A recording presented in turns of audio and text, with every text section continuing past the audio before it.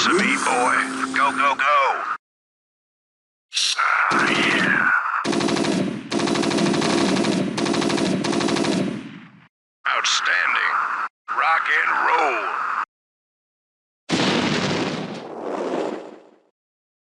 Hello and welcome to the Starcraft Weekly News. It is a beautiful, sunny, somewhat smog-filled day here in Seoul, and we have a lot of news this week. Well, there's a ton of foreigner tournaments going on, and maybe one of the most exciting of which is the Justin TV Starcraft Invitational. We're down to the top 8, so turn this off if you haven't watched those VODs yet.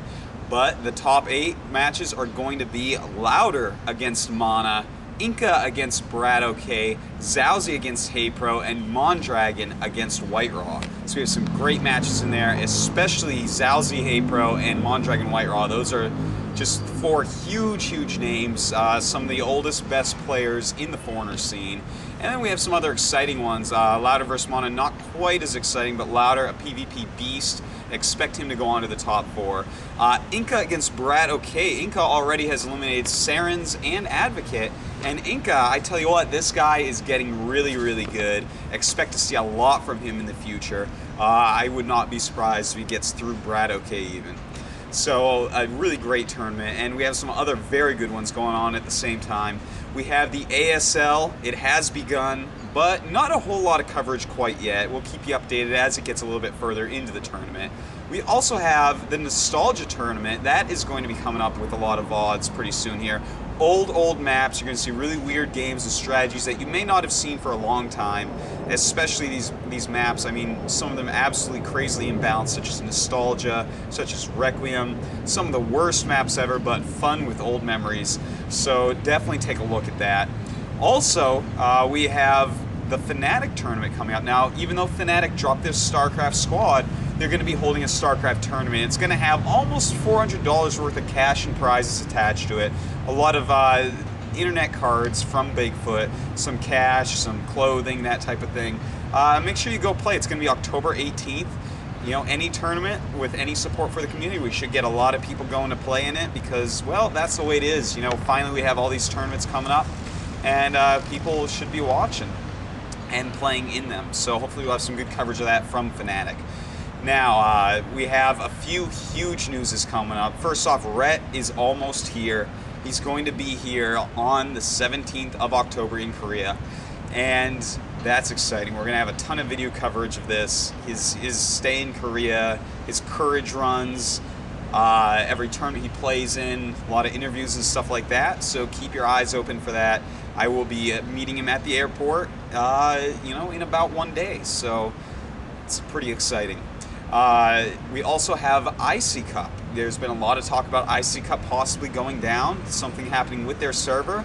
I wouldn't worry too much though. IC Cup is amazing. They've always done a great job. They're really well organized, so I wouldn't worry too much, even if there's a lot of people saying, oh my god, this is leaving for good.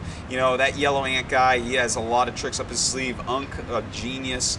A lot of really dedicated admins, and I think, you know, even if IC Cup goes down for a little bit, I think they're going to find a solution, and we're going to have the best server in the history of the game coming back to us. Also, IEF coming up. I can't say anything quite yet. You know, I was thinking we were going to be able to make a press release this week.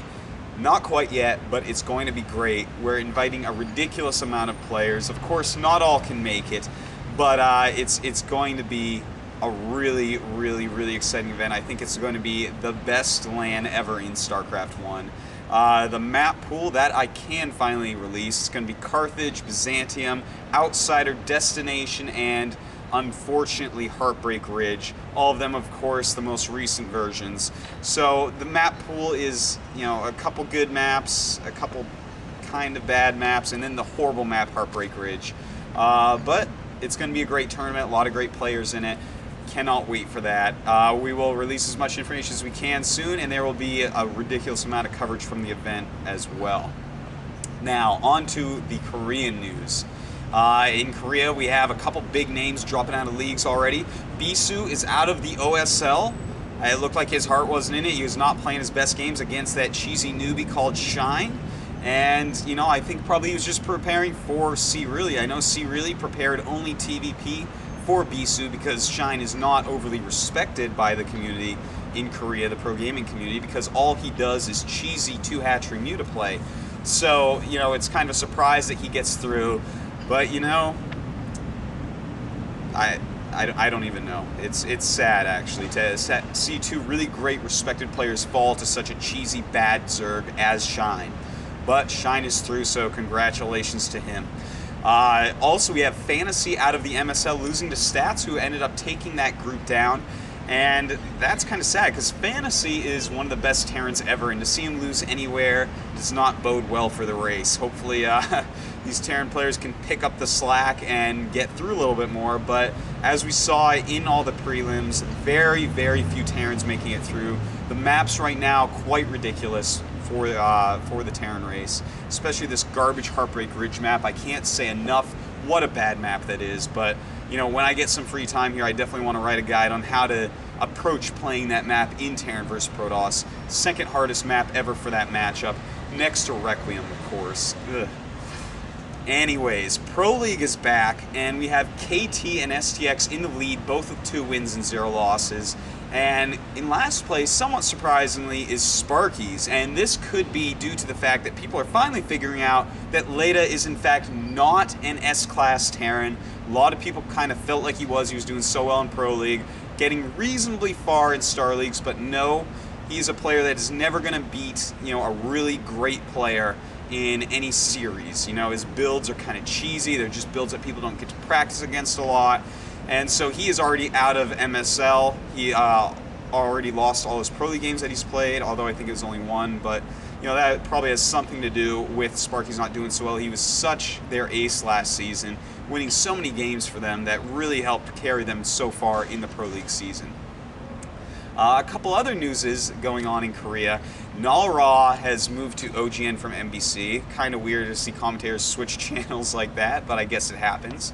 And also, the Foreigner favorite, and I say Foreigner favorite because this player, this pro gamer, used to practice with a lot of foreigners, very open-minded in that respect, unlike a lot of pro gamers. Now KK from We Made Fox, he has officially retired. So, you know, hats off to that guy. Any pro gamer that has really practiced with foreigners in the past will definitely be missed. So I'm sure a lot of heavy hearts out there watching him retire with his little mustache, the only pro gamer ever to even try to sport such a thing. But goodbye to now KK. That's pretty much it for the news this week.